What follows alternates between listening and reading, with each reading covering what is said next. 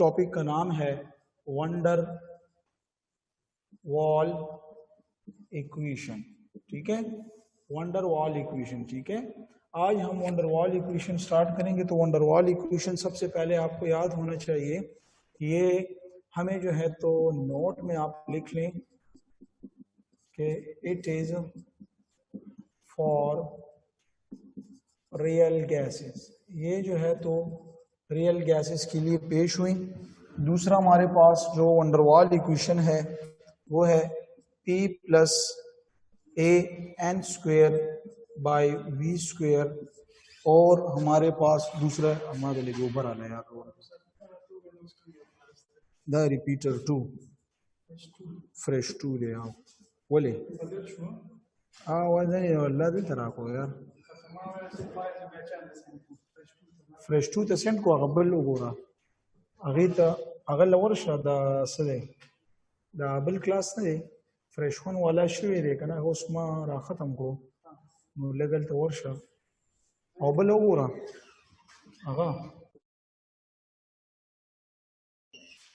तो ये हमारे पास जो है तो ये इक्वेशन हमें रिप्रेजेंट कर रहा है। ये इक्वेशन जो है तो ये वंडरवॉल इक्वेशन है। ठीक है, वंडरवॉल इक्वेशन में यहाँ पे अभी आपको क्या नजर आ रहा है उसको जरा आप गौर से देखें। इस वंडरवॉल इक्वेशन में आपको दो चीजें नजर आ रही हैं जो बहुत ही ज्यादा इंपॉर्टेंट है। एक ए नजर आ रहा है जिसको हम अट्रैक्शन कोफिशिएंट कहते हैं। इसको क्या कहते हैं? अट्रैक्शन कोफिशिएंट कहते हैं। ठीक है, कोएफिशिएंट। एक ये बहुत जरूरी है इस पे समझना। और दूसरा इसमें जो बी हमारे पास नजर आ रहा है जिसको हम एक्सक्लूडेड वॉल्यूम कहते हैं, ये बहुत जरूरी है। ठीक है, तो ये दो टर्म जो है तो आपके पास वंडरवॉल इक्वेशन में आ रहे हैं। अभी इस वंडरवॉल इक्वेशन को समझने के लिए सबसे पहले मैं आपको ए समझाता हूं कि ए क्या है। तो ये ए जो है ना, ये अट्रैक्शन है और ये आपको अट्रैक्शन कोएफिशिएंट है, यानी आपको मॉलिक्यूल के दरमियान अट्रैक्शन को जो है तो रिप्रेजेंट करवा रहा है। ठीक है, और इसमें सबसे पहले कुछ एमसीक्यूज पॉइंट्स हैं ए के साथ रिलेटेड। तो ये एमसीक्यूज पॉइंट जो है तो ये आपको नोट करने हैं। पहला एमसीक्यूज पॉइंट हमारे पास ये है कि ए जो है ये डायरेक्टली प्रोपोर्शनल है इंटरमॉलिक्यूलर अट्रैक्टिव फोर्सेस के, यानी जितना इंटरमॉलिक्यूलर अट्रैक्टिव फोर्सेस ज्यादा होंगी तो ए जो वैल्यू है वो भी ज्यादा होगी। दूसरी इसमें बात है कि a is directly proportional to melting point और बॉइलिंग पॉइंट, यानी अगर ये हमारे पास बॉइलिंग पॉइंट और मेल्टिंग पॉइंट, तो इसका मतलब ये कि मॉलिक्यूल में अट्रैक्शन ज्यादा है तो उसका मेल्टिंग पॉइंट बॉइलिंग पॉइंट ज्यादा होगा। तीसरा इसमें हमारे पास पॉइंट ये है कि ए जो हमारे पास है a is directly proportional to liquefaction. तो जितनी ए कोएफिशिएंट अट्रैक्शन ज्यादा होगी तो लिक्विफेक्शन भी आसानी से होगी क्योंकि जल्दी गैस लिक्विड में कन्वर्ट होगी। और जब लिक्विफेक्शन आसानी से होगी तो a is directly proportional, critical temperature भी उसका ज्यादा होगा, इजीली लिक्विफाई होगी। ठीक है, और ए का एक ताल्लुक मोलर मास के साथ भी है, a is directly proportional to molar mass. Molar mass जितना ज्यादा होगा नॉन पोलर मॉलिक्यूल में उतनी अट्रैक्शन ज्यादा होगी और गैस इजीली लिक्विफाई होगी। तो ये ए के बारे में तकरीबन 5 टेक्निकल एमसीक्यूज हैं जो आपको याद रखने हैं। इस पे अगर आप लोग समझ गए तो रेज योर हैंड, शाबाश।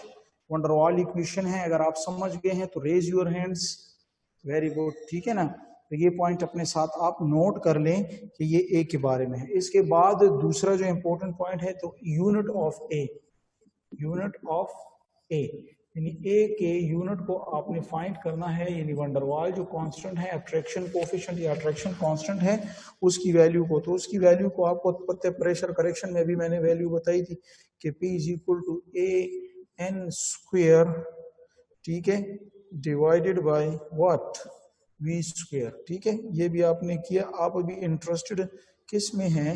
आप इंटरेस्टेड किस में हैं? सिर्फ वैल्यूज को पुट करें, सिर्फ वैल्यू को पुट करें तो प्रेशर का जो यूनिट है वो है एटमॉस्फेरिक, बराबर है ए तो है तो ए अपनी जगह आ जाएगा। इस तरह एन जो है तो ये मोल को रिप्रेजेंट कर रहा है, तो यहाँ पे इसके पास जो है तो एन स्क्वेयर की जगह हम लिख लेंगे कि यहाँ तो मोल स्क्वेयर आता है और फिर डिवाइडेड बाय इस तरह वॉल्यूम है, तो वॉल्यूम तो डेसीमीटर क्यूब होता है तो ये डेसीमीटर क्यूब हो जाएगा, लेकिन इसके ऊपर भी स्क्वायर है तो यहाँ पे भी स्क्वायर रिप्रेजेंटेशन आ जाएगी। ठीक है, अभी आप ए की वैल्यू में इंटरेस्टेड हैं, ए में इंटरेस्टेड है तो ये इधर आ जाएगा, ये यहाँ पे आ जाएगा, तो हमारे पास रह जाएगा ए, यहाँ पे रह जाएगा मोल स्क्वायर इक्वल टू यहाँ पर आ जाएगा ATM डॉट और यहाँ पे आ जाएगा डेसीमीटर क्यूब 6 है। ठीक है, अभी यहाँ पर हमारा काम ए के साथ है तो यहाँ पे मोल स्क्वायर को डिवाइड करो, यहाँ पे भी मोल स्क्वायर को डिवाइड करो, तो ये इसमें हमारे पास मोल स्क्वायर कट जाएगा, तो हमारे पास ए का यूनिट आ जाएगा, a is equal to atmospheric dot BM cube divided by mole square. ठीक है, तो ये आपके पास क्या हुआ, ये आपके पास ए का यूनिट हुआ। जो इस पे समझ गए हाथ उठाएं, शाबाश, raise your hand if you got the point. Van der Waals constant attraction जो है तो उसका यूनिट जो है तो आपने इस तरीके से ए की वैल्यू निकाली और ए का को क्या रिलेशन है मुख्तलिफ फैक्टर के साथ वो आपने स्टडी किया। ठीक है, इस तरह इस पे एक MCQs आता है, MCQs जो है तो बहुत ही इंपॉर्टेंट MCQs हैं। MCQs कह रहा है कि फॉर विच वैल्यू या चलो MCQs मैं थोड़ा आगे कर दूंगा। ठीक है, वजह ये कि अभी तक हमने बी नहीं पढ़ा ना, तो इसमें जरा हम बी पढ़ लेंगे तो फिर जो है तो आप इसको आसानी से समझ जाएंगे। ठीक है, तो ये हमारे पास ए के बारे में बातें थी। अभी दूसरी हम बात करेंगे बी के बारे में, और बी जो है हमारे पास उस बी को हम कहते हैं एक्सक्लूडेड वॉल्यूम। ठीक है, और एक्सक्लूडेड वॉल्यूम की जो वैल्यू है तो इसके लिए मैं आपको जस्ट समझाता चलूं। वंडरवाल ने जो वॉल्यूम करेक्शन की तो वो बात कुछ इस तरह थी कि लेट सपोज ये हमारे पास एक कंटेनर है, इस कंटेनर में ये देखिए ये सारे मॉलिक्यूल्स मौजूद हैं। ठीक है ना, तो हमारे पास यहाँ पे जो अभी टोटल वॉल्यूम हुआ इस केस में, तो total volume is equal to क्या हुआ, पहले केस में कहते थे कि ये टोटल वॉल्यूम सारा वी फ्री है, ये हमारे पास केस नंबर जो है तो 1 आ गया। इसका मतलब है कि टोटल वॉल्यूम सारा फ्री है। ये कौन सी कंडीशन होगा, ये कौन सी गैस के लिए होगा, ये केस जो है तो ये किसके लिए हो जाएगा, ये केस हमारे पास यहाँ पे हो जाएगा आइडियल गैस के लिए, क्योंकि आइडियल गैस के जो मॉलिक्यूल ने जितनी जगह घेरी है ये तो निग्लेजिबल होती है, कीमती में आपने पढ़ा है, तो इसलिए वी टोटल वी जो होगा वो वी फ्री होगा। लेकिन अगर यहाँ पे हम केस 2 के बारे में पढ़ें तो केस 2 जो है तो ये हमारे पास किस लिए है, ये हमारे पास किस चीज के लिए, हमारे पास रियल गैस के लिए है, ये हमारे पास रियल गैस के लिए है। जब रियल गैस में हम बात करते हैं तो रियल गैस में हम क्या कहेंगे, हम कहेंगे कि लेट सपोज ये हमारे पास एक कंटेनर है, अभी जो मॉलिक्यूल ने वॉल्यूम घेरा है तो वो वॉल्यूम जो है तो निग्लेजिबल नहीं, क्योंकि रियल गैस के मॉलिक्यूल कुछ ना कुछ जगह ऑक्युपाई करते हैं। तो इसके लिए हम इक्वेशन यहाँ पे लिख देंगे, इक्वेशन हम यहाँ पे लिख देंगे, जो टोटल वॉल्यूम होता है वो बराबर होता है वी फ्री यानी देखिए खाली जगह भी वी फ्री भी इसमें मौजूद है, और माइनस यहाँ पे जो हमारे पास इसने जो जगह घेरी है मॉलिक्यूल ने, इस वक्त इसको हम बी कहते हैं इंक्लूडेड, तो माइनस बी। लेकिन अगर आप अभी इसमें और अगर आप इसमें वी फ्री मालूम करना चाहते हैं कि खाली जगह कितनी है, तो ये यहीं पे रहने दे, बी को इस साइड पे पलटा दें, तो ये हमारे पास हो जाएगा वी टी यानी टोटल से बी को प्लस करो तो ये हमारे पास क्या हो जाएगा, शाबाश, ये हमारे पास वी फ्री सॉरी ये प्लस है तो यहाँ पे ये माइनस हो जाएगा। ठीक है, तो ये हमारे पास दो इक्वेशन आ गई, ये वी फ्री के लिए और ये टोटल वॉल्यूम के लिए दो केसेस हैं। ठीक है ना, तो ये हमारे पास वैल्यू हुई किसकी, वंडरवाल की बी के बारे में कुछ जनरल बातें। ठीक है, तो अभी इसके बाद जो है तो ये बी क्या होता है, तो बी पे अभी हम यहाँ पे बहस करते हैं कि बी क्या चीज है। तो बी जो है तो ये किस चीज को रिप्रेजेंट कर रहा है, इसके लिए पॉइंट क्वेश्चन है कि B is directly proportional to size of molecule. ठीक है, क्योंकि बी जितना ज्यादा होगा उतने मॉलिक्यूल का, क्योंकि मॉलिक्यूल का साइज बड़ा है तो बी जगह ज्यादा घेरेगा, मॉलिक्यूल का साइज छोटा है तो बी कम होगा। ठीक है, एक ये पॉइंट अपने साथ याद रखिए। दूसरा पॉइंट इसमें ये रखें कि B इज डायरेक्टली, B की वैल्यू कब ज्यादा होगी, जब N चेन, यानी चेन बिल्कुल हमारे पास स्ट्रेट चेन होगा, तो ये हमारे पास दूसरा है। इस तरह अगर तीसरे की हम बात करें तो B हमारे पास इज डायरेक्टली प्रोपोर्शनल टू ये, तो ये हमारे पास है ब्रांच चेन हमारे पास वो, ठीक है, सॉरी ये इनवर्सली प्रोपोर्शनल होगा, ठीक है। ये हमारे पास B के बारे में कुछ वैल्यू हुई, और यहाँ पर अगर हम यूनिट मालूम करें तो यूनिट ऑफ B जो है, यानी एक्सक्लूडेड वॉल्यूम का जो यूनिट मालूम करेंगे, तो उसके लिए क्या तरीका है, उसके लिए तरीका हमारे पास है V, ठीक है, माइनस NV, ये भी हमने ये पढ़ा है, ठीक है, V माइनस B, यानी ये वाली इक्वेशन है, ठीक है। ये फॉर 1 मोल था, और ये जो है तो 1 मोल से ज्यादा है, ठीक है। तो अभी हम इंटरेस्टेड किस में है, B की वैल्यू फाइंड करने में ना, B की वैल्यू जब फाइंड करने में इंटरेस्टेड हैं, तो पहले तो हम ऐसे करेंगे, सबसे पहले कि इन वैल्यूज को दूसरी साइड पे ले जाएंगे। ये माइनस है तो यहाँ पे आ जाएगा, यहाँ पे आ जाएगा, NB पॉजिटिव हो जाएगा, और ये हमारे पास V हो जाएगा। हम इंटरेस्टेड B में हैं, तो इस साइड को भी N पे डिवाइड करें, यहाँ भी N को, तो ये N कट गए, तो हमारे पास रह जाएगा B is equal to V/N। अभी B is equal to V volume है, और वॉल्यूम का यूनिट हमारे पास क्या है, शाबाश आपको पता है कि इसका यूनिट है डेसीमीटर क्यूब, और डिवाइडेड बाय N जो है तो ये मोल को रिप्रेजेंट कर रहा है, तो इसकी जगह आ जाएगा मोल। तो ये ईटा के लिए B का यूनिट जो हुआ तो वो हुआ डेसीमीटर क्यूब पर मोल, ठीक है। ये वैल्यू आपके पास बहुत ही जरूरी है, तो जो इस पे समझ गए हाथ उठाएं, शाबाश, रेज योर हैंड्स। बिल्कुल बिल्कुल, ये चीजें आएंगी। अच्छा, जब तक ये चीजें नहीं सीखी आपको मुश्किलात का सामना फिर करना पड़ेगा, ठीक है ना। तो ये हमारे पास वंडरवाल की जो है तो कुछ बातें हुई। जब वंडरवाल की बातें हम यहाँ पे डिस्कस कर लें तो नेक्स्ट हमारे पास क्या हो जाएगा, शाबाश, एक फिनोमेना आ रहा है, और वो हमारे पास आ रहा है क्रिटिकल टेम्परेचर, क्रिटिकल प्रेशर और क्रिटिकल वॉल्यूम का, ठीक है। तो पहले हम यहाँ पे लिखते हैं क्रिटिकल टेम्परेचर का। तो क्रिटिकल टेम्परेचर जो है तो क्या डेफिनेशन, ये TC होता है, और हम कहते हैं कि द टेम्परेचर अबव विच, अगर ज्यादा हो इस temperature above which gas can not liquefy, but below which gas can liquefy. Is it clear? तो ये हमारे पास बहुत ही इंपॉर्टेंट इसकी डेफिनेशन हुई कि इससे अबव हो तो लिक्विफाई होगा, इससे बिलो है तो लिक्विफाई होगा। और अभी इसके लिए जो MCQs ट्रिक मैं आपको शॉर्टकट्स दे रहा हूँ, तो ये MCQs पॉइंट्स जो हैं तो इसमें आप अपने साथ याद कर लें।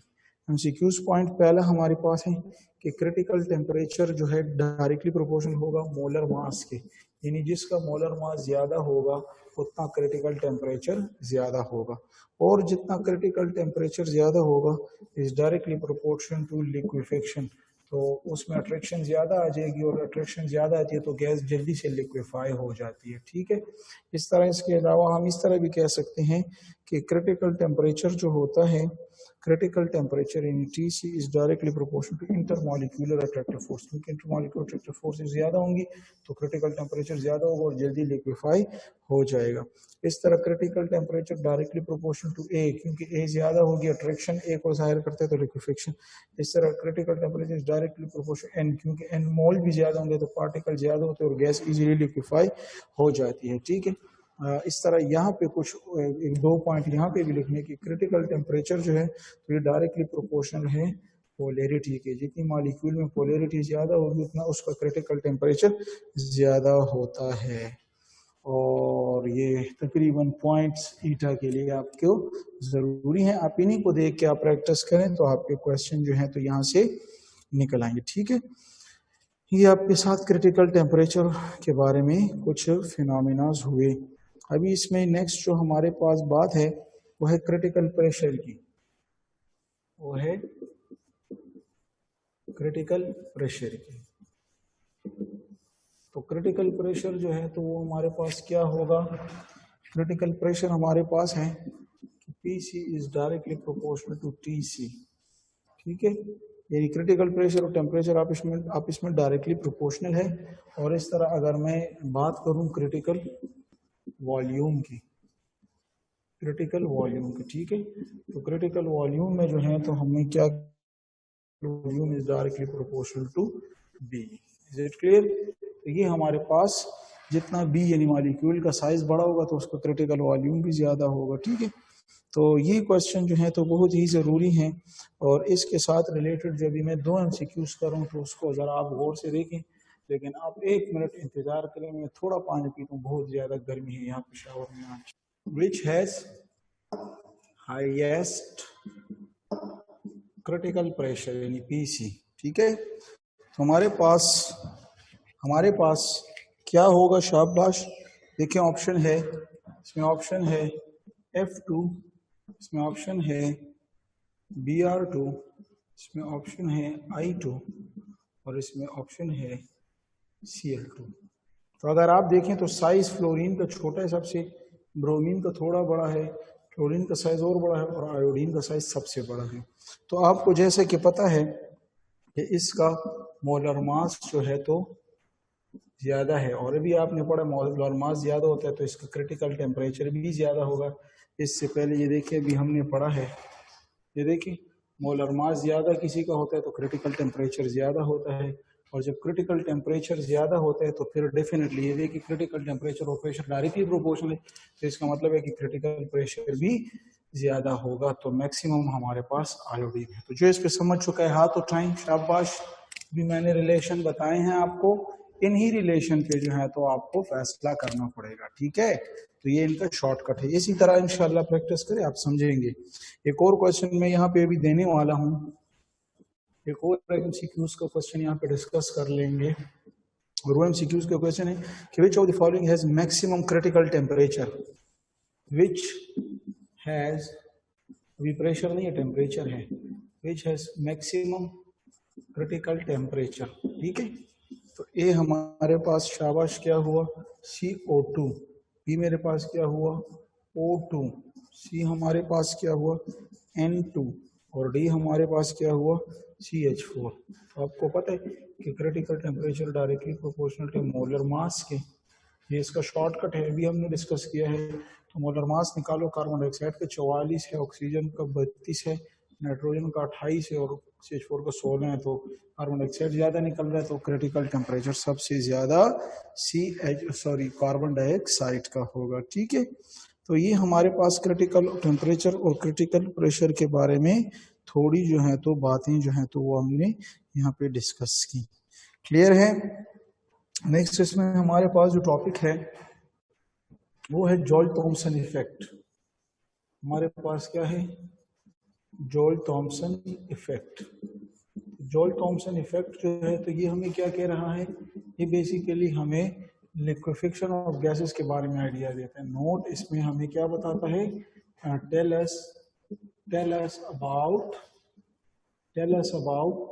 Liquefaction of gases. और ये लिक्विफिकेशन ऑफ गैसेस के लिए हमें क्या आइडिया देता है, ये अपने आइडिया में हमें कुछ ये चीज बताता है। ये आइडिया ये कहता है कि अगर आप यहाँ से एक गैस को लें और एक छोटे से चैम्बर में उसको जमा करके फिर एक पाइप से गुजारें स्पाइरल, और फिर उसको एक जेट के जरिए एक बड़े खाने में यहाँ पे भेज दें। ठीक है, और फिर इसके पाइप को यहाँ से जो है तो कनेक्ट कर लें। ठीक है, तो ये इसका फिनोमिना है। इस फिनोमिना में क्या हो रहा है, गैस को यहाँ से भेजा छोटे खाने में जिसको कहा जाता है कंप्रेसर, यानी कंप्रेसर में भेजा, कंप्रेसर में गैस पे प्रेशर हाई किया गया, गैस को दबाया गया, जिससे मशहूर जिन्हें बस फिलहाल मारा चैप्टर इन सर्वे चिकल गया जमा टेम रोल से गया किया, तो प्रेशर ज्यादा हुए तो इससे गैस जो है तो हॉट हुई। जब हॉट हुई तो इसका टेम्परेचर क्या होगा, ज्यादा होगा। Is it clear? तो कंप्रेसर में गैस गर्म हुई, जब गैस यहाँ पे पार्टिकल गर्म हुए, इसको सडनली यहाँ पे रिलीज किया, तो एक पार्टिकल इस तरफ भागने लगा, दूसरा इस तरफ भागने लगा सडन। तो यहाँ पे गैस को कंप्रेसर में कंप्रेस किया गया हो और यहाँ पे गैस क्या हुआ, एक्सपेंड हो गया। जब एक्सपेंड हो गया, फैल गया, तो एक यहाँ पे आ गया, एक यहाँ पे आ गया, तो इसकी वजह से काइनेटिक एनर्जी इनकी यूज में आ गई। तो इससे काइनेटिक एनर्जी कम हुई और काइनेटिक एनर्जी कम हुई तो टेम्परेचर कम हुआ और टेम्परेचर कम हुआ तो गैस क्या हुआ, कूल हुआ और गैस कूल हुआ तो गैस किस में कन्वर्ट हो गया, लिक्विड में। Is it clear? तो इसलिए हमारे पास ये लिक्विफिकेशन ऑफ गैसेस है। तो जॉल थॉम्सन इफेक्ट कह रहा है कि जब भी आप एक गैस को सडनली रिलीज करते हैं तो वो कूल हो जाता है। फिर अक्सर स्टूडेंट्स क्वेश्चन करते हैं कि ये गैस जो सडन रिलीज होती है तो ये क्यों कूल हो जाती है। तो उसका फिनोमेना ये है क्योंकि पार्टिकल्स एक दूसरे से बहुत दूर चले जाते हैं, उनकी जो काइनेटिक एनर्जी हाई होती है वो इस्तेमाल में ले आते हैं, जिनसे उनकी काइनेटिक एनर्जी कम हो जाती है। और काइनेटिक तो आपको पता है, जब एनर्जी कम हुई तो टेम्परेचर कम हो और गैस कूल हो और लिक्विड बन गया। लेकिन एक ही स्टेप में ये सारा काम नहीं होता। यहाँ पे लिक्विड जमा हो जाता है लेकिन कुछ गैसेस रह जाती हैं तो उनको वापस इससे कंप्रेसर में भेजा जाता है और सेवरल टाइम्स, 2-3 टाइम्स इसको सर्कुलेट किया जाता है जो बाकी गैस बचती है। तो एक टाइम ऐसा आ जाता है कि तमाम की तमाम गैस लिक्विफाई हो जाती है। तो इसको कहते हैं Joule Thomson effect. Joule Thomson effect जो है तो हमारे पास दो किस्म का है, ठीक है। हमारे पास जॉल थॉम्सन इफेक्ट जो है तो ये दो किस्म का है। एक हमारे पास है पॉजिटिव जॉल थॉम्सन इफेक्ट और एक हमारे पास है नेगेटिव जॉल थॉम्सन इफेक्ट। अभी पॉजिटिव और नेगेटिव को हम समझेंगे। हम कहते हैं कि पॉजिटिव जॉल थॉम्सन इफेक्ट ये होता है कि जब टेम्परेचर आप कम करें तो इससे गैस क्या हो जाएगी, इससे गैस लिक्विफाई हो जाएगी, जो कि नॉर्मल रूल है। जो कि नॉर्मल रूल है कि टेम्परेचर कम करने से गैसेस कूल हो जाती हैं और गैसेस लिक्विफाई हो जाती हैं। लेकिन नेगेटिव जॉल थॉम्सन इसके उलट है, इसमें टेम्परेचर हाई हो जाता है और गैसेस जो होती हैं तो ये लिक्विफाई हो जाती हैं। तो negative Joule Thomson more commonly तो ये फिनोमेना नहीं होता। इसके लिए सिर्फ एग्जांपल इस पे दो ही गैसेस हैं, एक हाइड्रोजन और एक हीलियम, चूंकि ये बहुत सिंपलेस्ट गैसेस हैं तो आप याद रखें कि ये दो सिंपल गैसेस जो है तो ये नेगेटिव जॉल थॉम्सन इफेक्ट जो है तो ये शो करती हैं। यानी टेम्परेचर लो नहीं बल्कि हाई टेम्परेचर पे भी ये लिक्विफाई हो सकती हैं क्योंकि रेजिस्टेंस टू पोलराइज इसमें होता है। फिर इसमें और भी बहुत बातें, आप सिर्फ इसमें ये याद रखें कि ये नेगेटिव जॉल थॉम्सन में काउंट होती हैं, ठीक है। ये फिनोमेना हुआ। इसके बाद हमारे पास नेक्स्ट है लेंड्स मेथड। हमारे पास क्या है, लेंड्स मेथड। और लेंड्स मेथड हमें क्या बात बताता है, लेंड्स मेथड हमें ये बात बताता है कि इस तरीके से हम क्या चीज करते हैं, हम एयर को जो है तो लिक्विफाई करते हैं, हम एयर को लिक्विफाई करते हैं। और ये यूज करता है जॉल थॉम्सन इफेक्ट, यानी जॉल थॉम्सन प्रिंसिपल पे जो ये काम करते हैं। ये भी गैसेस को सडनली लार्ज चैम्बर में रिलीज करके लिक्विफाई करता है। और इसके ऊपर हमेशा जो है तो प्रेशर हाई चाहिए और इसके ऊपर टेम्परेचर लो चाहिए। तो ये लेंड्स मेथड के लिए रूल है। Is it clear? तो ये हमारे पास लेंड्स मेथड के बारे में कुछ बातें जो हैं तो डिस्कस हो गई हैं, ठीक है। फिर प्लाज्मा है तो प्लाज्मा फोर्थ स्टेट है, उसमें न्यूट्रल स्टेट है, number of positive negative ions बराबर होते हैं और ये जो है तो सन स्टार्स वगैरह फ्लेम्स वगैरह में एग्जिस्ट करती हैं। जर्नल रीडिंग है तो उसको आप रीड दे दें तो ये आपके पास क्या हो जाएंगी, ये आपके पास हो जाएंगी क्या, शाबाश, ये आपके पास चैप्टर नंबर 4 का जो है तो एंड हो गया, ठीक है ना। अभी हम स्टार्ट देंगे, यानी हम अपना जनरल जो है तो टॉपिक स्टार्ट करेंगे और वो हमारे पास होगा, शाबाश, वो हमारे पास होगा चैप्टर नंबर 5 जो हमारे पास है।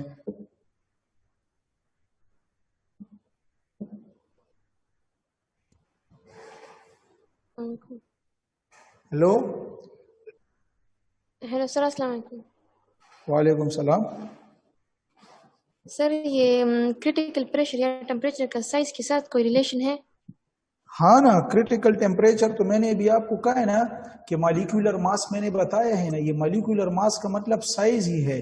जितना साइज बड़ा होगा ना तो उतना नॉन पोलर मॉलिक्यूल में बात चल रही है ना, तो उतना साइज बड़ा होगा तो उसमें अट्रैक्शन ज्यादा हो जाएगी, और अट्रैक्शन ज्यादा हो जाएगी तो फिर वो इजीली लिक्विफाई होगा, और इजीली लिक्विफाई होगा तो इसका मतलब है क्रिटिकल टेम्परेचर ज्यादा होगा।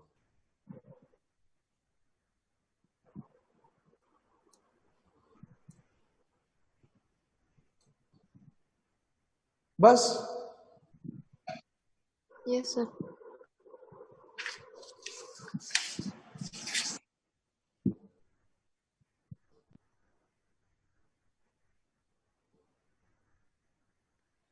अस्सलाम वालेकुम सर। वालेकुम सलाम। सर मेरा क्वेश्चन ये है कि ये नेगेटिव जॉल थॉमसन में टेम्परेचर इंक्रीज और गैस लिक्विफिकेशन ये कैसे पॉसिबल है? आपके कोर्स में है ये बुक में? नहीं तो बस ये सिर्फ याद कर लें, बस इसको छोड़ दें। इज इट अच्छा क्लियर? सर, कोर्स वाला क्वेश्चन कि जी। सर ये पी आइडियल और पी रियल में मतलब प्रेशर ऑफ आइडियल गैस और रियल गैस में कौन सा ज्यादा होगा?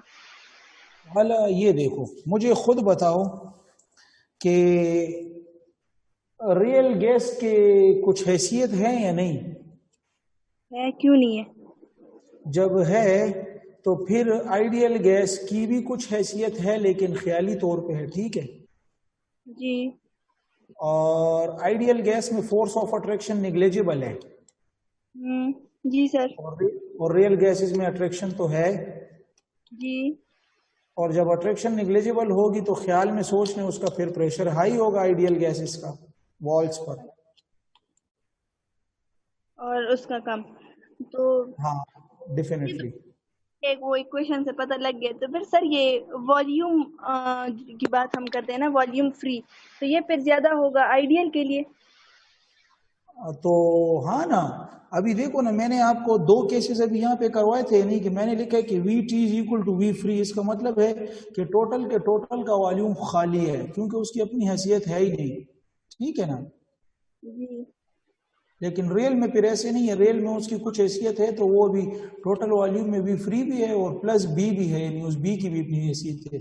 लेकिन फिर अगर आप तो इससे भी फ्री मालूम करना चाहते हो तो बी को दूसरी साइड पे ले जाओ, तो वो वी माइनस बी हो जाएगा, यानी टोटल से जब बी माइनस हो जाएगा तो वो वी फ्री आपको दिखाई देगा, ठीक।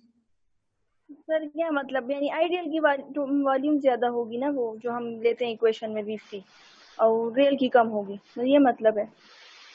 नहीं, देखो, आइडियल का वॉल्यूम बिल्कुल नहीं है, बस इस तरह समझ जाएं कि बर्तन में टोटल वॉल्यूम है तो वो सारा खाली है, तो इसलिए मैंने केस 1 में लिखा था कि total volume is equal to V free. अभी मैंने लिखा था या नहीं?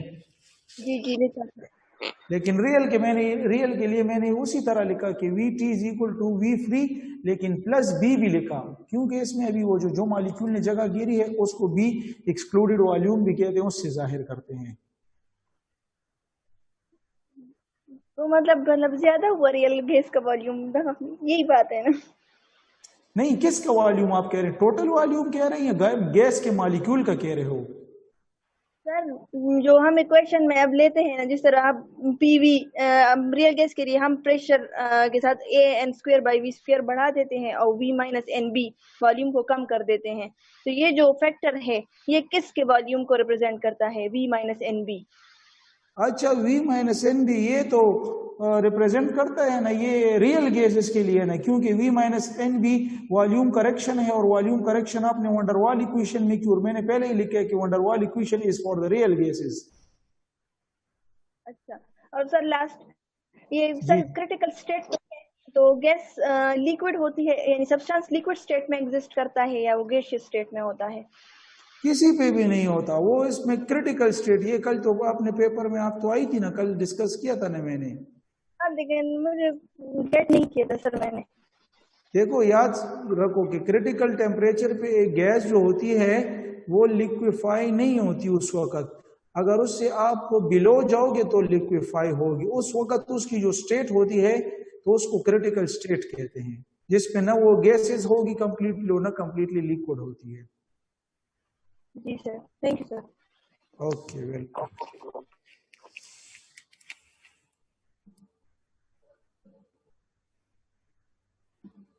अच्छा, तो ये हमारे पास जो है तो चैप्टर नंबर जो है तो क्या हुआ 4 के बारे में कुछ आइडियाज हुए जो आपने डिस्कस किए। अभी हम यहाँ पे चैप्टर नंबर 5 लिक्विड स्टार्ट करेंगे। चैप्टर नंबर 5 जो कि हमारे पास है लिक्विड। और लिक्विड के बारे में जब हम बातें करेंगे तो लिक्विड में सबसे पहले आपका जो टॉपिक है तो हम कहते हैं कि लिक्विड का क्या होता है, शाबाश, इसका डेफिनेट वॉल्यूम होता है और इनडेफिनेट इसकी शेप होती है। Is it clear? इनडेफिनेट इसकी शेप होती है और डेफिनेट इसका वॉल्यूम होता है। तो ये इसकी बुनियादी डेफिनेशन हुई। फिर इसमें हम पढ़ते हैं अट्रैक्टिव फोर्सेस के बारे में। इसमें हम अट्रैक्टिव फोर्सेस के बारे में पढ़ते हैं। तो अट्रैक्टिव फोर्सेस के बारे में जब हम पढ़ें तो हमारे पास अट्रैक्टिव फोर्सेस में जो है तो दो किस्म की फोर्सेस आ जाती हैं। एक आ जाती है इंट्रा मॉलिक्यूलर अट्रैक्टिव फोर्स और एक हमारे पास आ जाती है इंटर मॉलिक्यूलर अट्रैक्टिव फोर्स। ठीक है, तो इनकी डिफिनीशंस क्या होगी? सिंपल मैं आपको होती हैं अमंग, ये होती हैं अमंग एटम्स, ये होती हैं अमंग एटम्स और ये होती हैं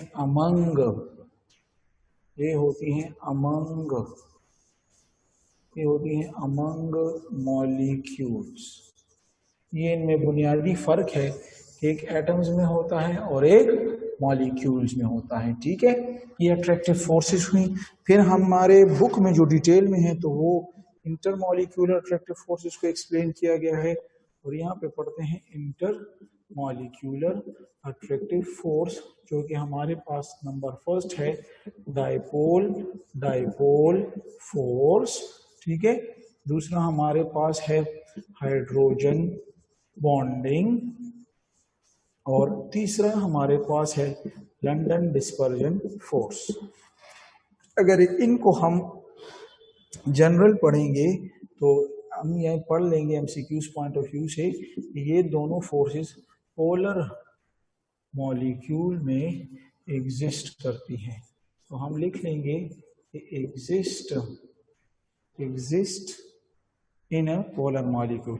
लेकिन हम अगर लंदन डिस्पर्जन फोर्स की बात करें तो इसके लिए एमसीक्यूज लिख लें कि ये एग्जिस्ट करती हैं ये एग्जिस्ट करती हैं किस में, शाबाश, ये पोलर में भी करती हैं और नॉन पोलर में भी करती हैं, पोलर मॉलिक्यूल में भी और नॉन पोलर मॉलिक्यूल में भी। Is it clear? तो ये आपके पास क्या हुआ, ये आपके पास एग्जिस्टेंस के बारे में कुछ आइडिया हुआ। दो एमसीक्यूज आ सकते हैं कि ये कौन कौन से मॉलिक्यूल में एग्जिस्ट करती हैं। ठीक है, तो इनमें सबसे पहले जो हमारे पास नंबर है वो है dipole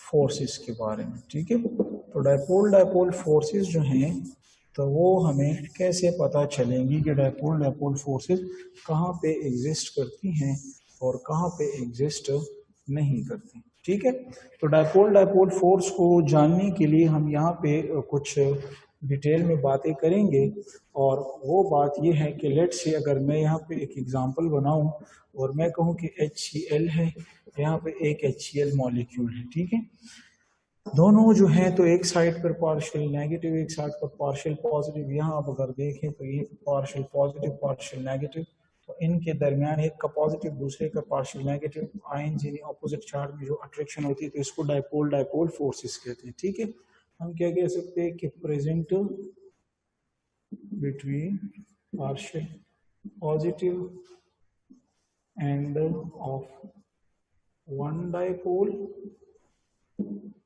with the partial negative and of another dipole is called dipole dipole force, ठीक है। तो डाइपोल डाइपोल फोर्स से भी यहाँ पे एक एमसीक्यूज आ जाएगा इस पे कि which has maximum dipole dipole force, which has maximum dipole force HCl में, P HBr में, C HI में, ये D ऑल सेम, तमाम में सेम आती हैं। तो अगर यहाँ पे आप देखें तो आप कहेंगे कि यार सर इस तरह है कि ये देखो आयोडीन का साइज बड़ा है, ब्रोमीन का छोटा है और क्लोरीन का और छोटा है, तो साइज बड़ा है तो ज्यादा होगी। नहीं, इस मर्तबा साइज को हम खातिर में नहीं लाते, साइज पे फैसला नहीं होगा। क्योंकि ये तीनों को अगर देखो साइज पे तब फैसला होता है जब मॉलिक्यूल नॉन पोलर होता है। और इस मॉलिक्यूल को देखो, ये हमारे पास पोलर है ना, तो जब पोलर होता है तो फिर फैसला आप इलेक्ट्रोनेगेटिविटी को देखोगे। Is it clear? तो इलेक्ट्रोनेगेटिविटी तो इसका साइज छोटा है तो इलेक्ट्रोनेगेटिविटी सबसे ज्यादा इसकी है, जबकि इसकी इलेक्ट्रोनेगेटिविटी सबसे ज्यादा कम है। तो जिसकी इलेक्ट्रोनेगेटिविटी ज्यादा उसमें डाइपोल फोर्स भी ज्यादा। तो मैक्सिमम इसमें आपके पास कौन सा निकला है? शाबाश, ऑप्शन ए। तो जो इस पे समझ चुके हैं हाथ उठाएं, रेज योर हैंड, शाबाश। डाइपोल फोर्स, मैं आपको फिर कह रहा हूं कि डाइपोल फोर्स पोलर मॉलिक्यूल में होता है और पोलर मॉलिक्यूल साइज पे डिपेंड नहीं करती, साइज का ताल्लुक नॉन पोलर में होता है। तो फिर क्वेश्चन आएगा कि डाइपोल यानी पोलर का फिर ताल्लुक किसके साथ होता है? तो आप कहेंगे कि पोलर का ताल्लुक इलेक्ट्रोनेगेटिविटी से होता है और जिसकी इलेक्ट्रोनेगेटिविटी ज्यादा होगी उनके दरमियान डाइपोल फोर्स ज्यादा स्ट्रांग होते हैं, ठीक है। यानी हम इस तरह भी कह सकते हैं कि dipole force is directly proportional to electronegativity, ठीक है ना। तो एक इस तरह का पॉइंट आपके साथ आ सकता है। जरूरी ये एग्जांपल हो, कोई और भी हो सकती है, लेकिन आपको ये फैक्टर जो है तो स्ट्रांगली याद रखना है। इसमें हमारे पास डाइपोल के बाद जो नेक्स्ट जो फोर्स है जो बहुत इंपॉर्टेंट है, ये हमारे पास है हाइड्रोजन बॉन्डिंग। ये हमारे पास क्या है? Hydrogen bonding. तो हाइड्रोजन बॉन्डिंग मैंने कल संडे टेस्ट में भी डिस्कस किया था काफ़ी डिटेल में, लेकिन मैं फिर भी बता दूंगा, कोई बात नहीं है क्योंकि टॉपिक है यहाँ पर। और वो बात ये है कि मैं कहता हूँ ये मेरे पास HF है और यहाँ भी मेरे पास HF है। इस तरह मैं कहता हूँ यहाँ पे मेरे साथ NH3 है, इस तरह मेरे पास यहाँ भी NH3 है, ठीक है। इस तरह मैं कहता हूँ यहाँ पर मेरे पास H2O है, इस तरह मैं कहता हूँ मेरे पास यहाँ भी H2O है, ठीक है। तो तीनों एग्जाम्पल को जरा आप गौर से देखो, इसको और इसको, ठीक है। तो यहाँ पर क्या हो रहा है? शाबाश, हाइड्रोजन मौजूद है, हाइड्रोजन के इस राइट साइड पे भी फ्लोरीन है और लेफ्ट साइड पे भी फ्लोरीन है। इस तरह हाइड्रोजन यहाँ भी मौजूद है, इसके राइट साइड पे भी नाइट्रोजन है और दूसरे लेफ्ट राइट दोनों पे नाइट्रोजन है। इस तरह मैं अगर यहाँ पे बात करूँ तो हाइड्रोजन है, इसके फिर राइट पे ऑक्सीजन है, लेफ्ट पे भी ऑक्सीजन है। Is it clear? मैं फिर से बताता चलूँ कि यहाँ पर ये वाटर है और यहाँ पर ये हाइड्रोजन है, यहाँ पर ये ऑक्सीजन है, दोनों साइड पे हैं। तो अभी जरा तीनों एग्जाम्पलों को गौर से देखें। इनमें भी हाइड्रोजन दरमियान में, इनमें भी हाइड्रोजन दरमियान में, इनमें भी हाइड्रोजन दरमियान में, और हाइड्रोजन के राइट साइड पे भी एटम है और लेफ्ट पे भी एटम है। तो ये भी इलेक्ट्रोनेगेटिव एटम है, ये भी इलेक्ट्रोनेगेटिव एटम है।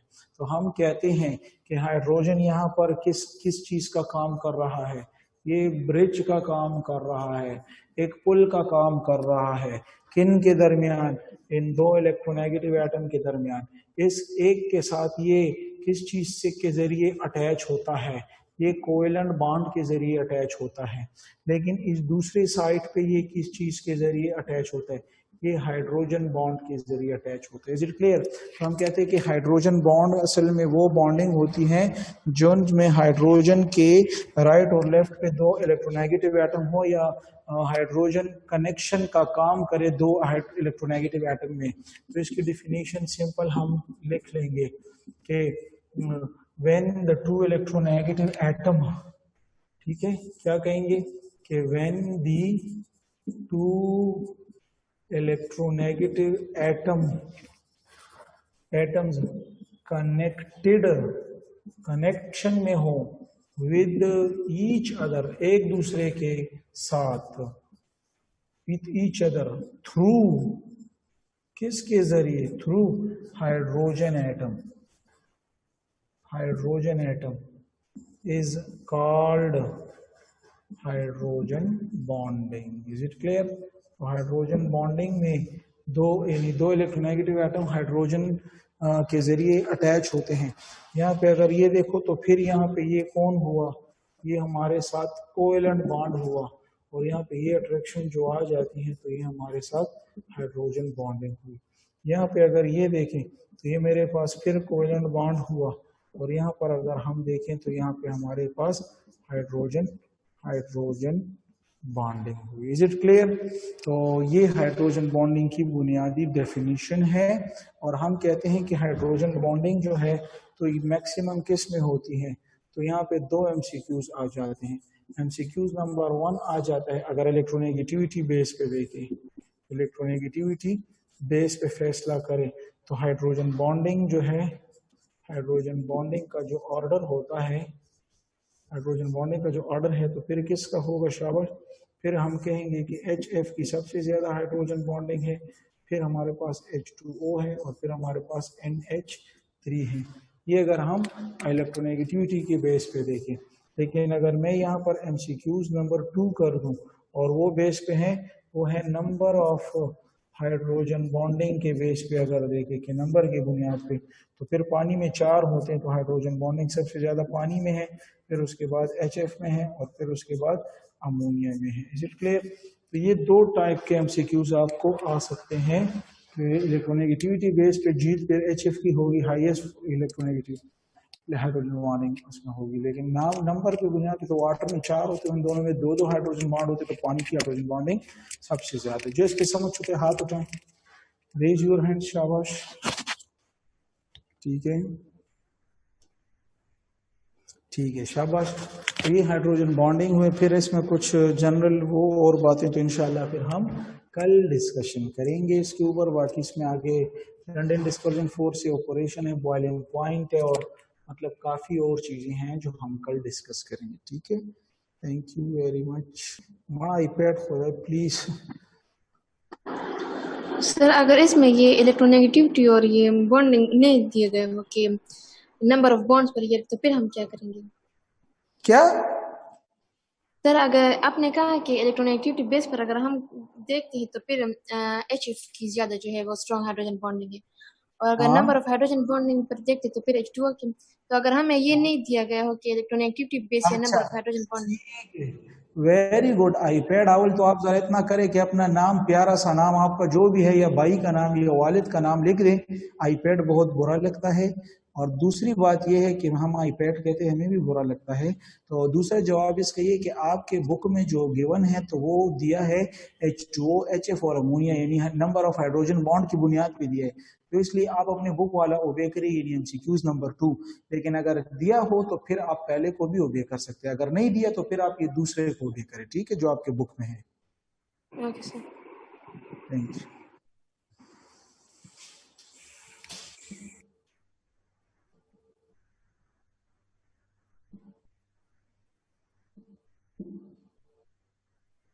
अस्सलाम वालेकुम सर। वालेकुम सलाम। सर मैंने ये पूछना था कि इस बार ईटा में पासिंग मार्क्स कितने हैं? जी